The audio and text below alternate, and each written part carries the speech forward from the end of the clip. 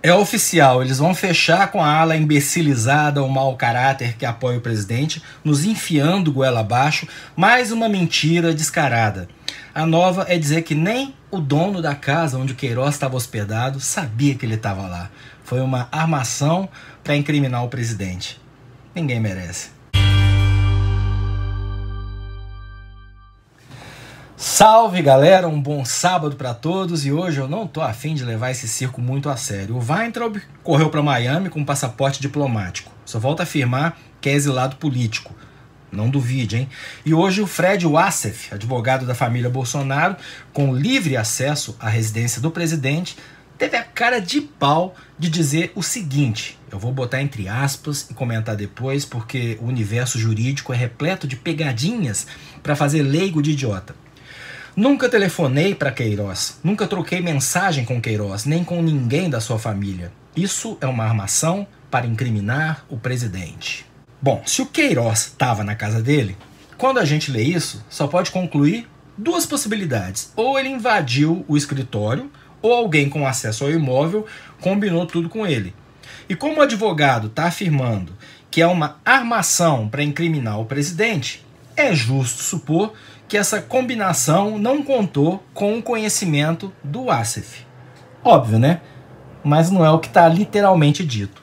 Aqui ele está falando que nunca telefonou para o Queiroz ou trocou mensagens, mas não está dizendo que ele não conversou, por exemplo, pessoalmente, até entregou a chave para ele. E quando ele fala em armação, no contexto dessa afirmação, ele ainda pode dizer que está se referindo a supostas trocas de mensagens, já que ele garante, contra todas as evidências, que não é o Anjo, que é o codinome com que o Queiroz, mulher e a família do miliciano morto Adriano da Nóbrega se referiam ao Wassef, segundo as investigações. E já que não apareceu, e talvez não exista, ligação em áudio para confirmar os contatos, o Wassef sempre poderá alegar: eu não disse que eu não falei pessoalmente. É um quebra-cabeça fascinante, né? Ele dá também outras declarações que podem induzir desinformados como nós ao erro sem necessariamente mentir. Olha essa pérola. Não é verdade que tenha passado um ano no meu escritório. Se o Queiroz ficou lá 11 meses e 29 dias, não é um ano, certo? Meu escritório estava em obras, os móveis estavam do lado de fora, não tinha nada lá. Vi na TV que encontraram um malote, isso foi plantado. Então, eu também vi pela TV o Queiroz passando o Réveillon lá com a família, fazendo churrasquinho e mostrando uma cerveja Corona, porque a gente perde o direito à privacidade, mas não perde a piada, né, Queiroz? Até limpando o peixe, lá nesse escritório em obras. É com fascínio que eu vejo essa declaração, porque as palavras são muito bem escolhidas. Se metade do escritório esteve em obras durante o tempo em que o Queiroz estava lá, ele não mentiu. Se tinham móveis na garagem porque um ou dois cômodos estavam em reforma, havia móvel do lado de fora.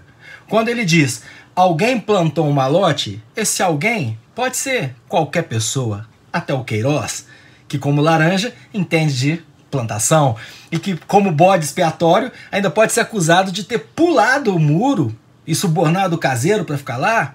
Mas é óbvio que quando a gente lê que plantaram um malote, a suspeita recai contra quem? Os inimigos do presidente. A gente tende a imaginar uma polícia civil de São Paulo a mando do Dória colocando coisa lá. Olha como é fascinante o mundo da justiça. Todas as falas do Wassef têm esse cuidado. Ele diz, por exemplo, não escondi ninguém, estão me atribuindo coisas que não fiz, o escritório estava vazio, os móveis estavam do lado de fora, tudo estava fora do lugar. É claro que ele pode afirmar que não escondeu ninguém. O Queiroz não estava foragido. Ele estava se esquivando de depor e se esquivando da imprensa. Talvez também estivesse se escondendo de grupos interessados em matá-lo antes dele falar o que sabe. E aí o Wassef repete que o escritório estava vazio. Como as imagens em vídeo da polícia mostram que a casa estava mobiliada, obviamente, essa deve ser uma referência aos aposentos que ele teria utilizado, quem sabe, especificamente como escritório de advocacia, não ao imóvel como um todo. Nos remetendo sempre a essa imagem de coisa mexida, adulterada, mas sem nunca afirmar que isso aconteceu.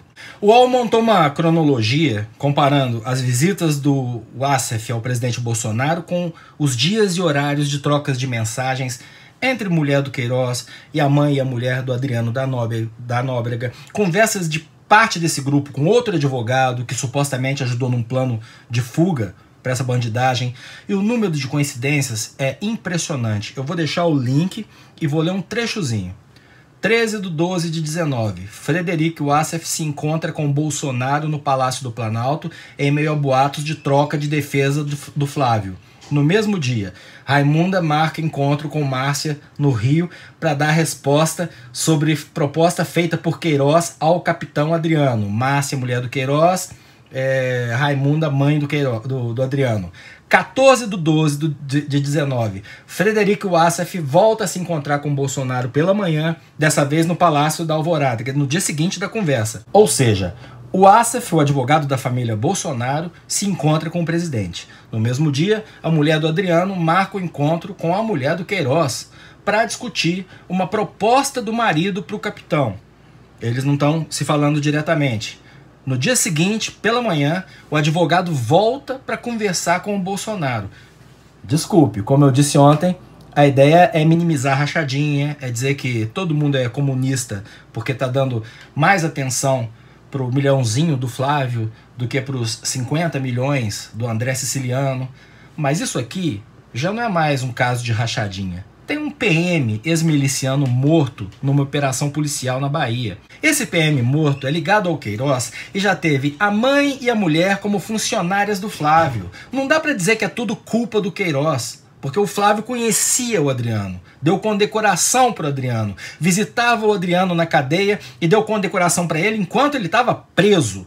Isso, claro, muito antes dele virar foragido e morrer naquela operação estranha na Bahia. Na ocasião, o Adriano foi acusado de ter matado um flanelinha que seria, na verdade, traficante.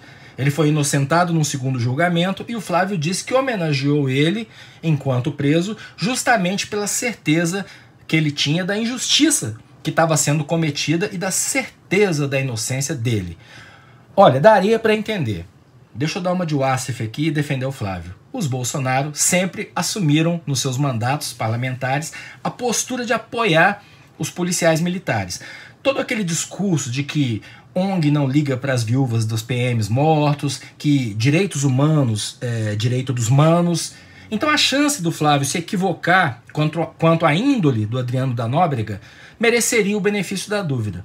Só que quando o Adriano ficou foragido e foi morto, ele já estava expulso da PM, acusado de fazer parte de uma milícia chamada Escritório do Crime, suspeito de envolvimento na morte da Marielle e acusado pelo Ministério Público de ser uma espécie de elo entre o esquema de rachadinha e a milícia do Rio através do Queiroz.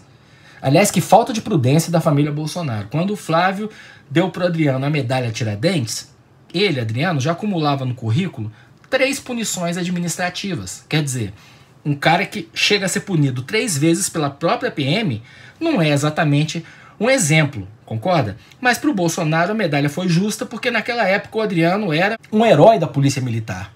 Esse herói seria expulso da PM, morreria de forma estranha numa operação, a mulher mantinha contato com a família do Queiroz e na mesma época em que, segundo o Ministério Público, o Queiroz usava empresas ligadas ao Adriano e à milícia para lavar grana desviada do gabinete do Flávio, o mesmo Queiroz pagava em dinheiro vivo despesas pessoais da família do Flávio, inclusive a escola das crianças dele. O pedido de cassação do Flávio Bolsonaro está parado no Senado há 4 meses. Eu entendo a enorme decepção de quem achava que dessa vez o Brasil seria moralizado.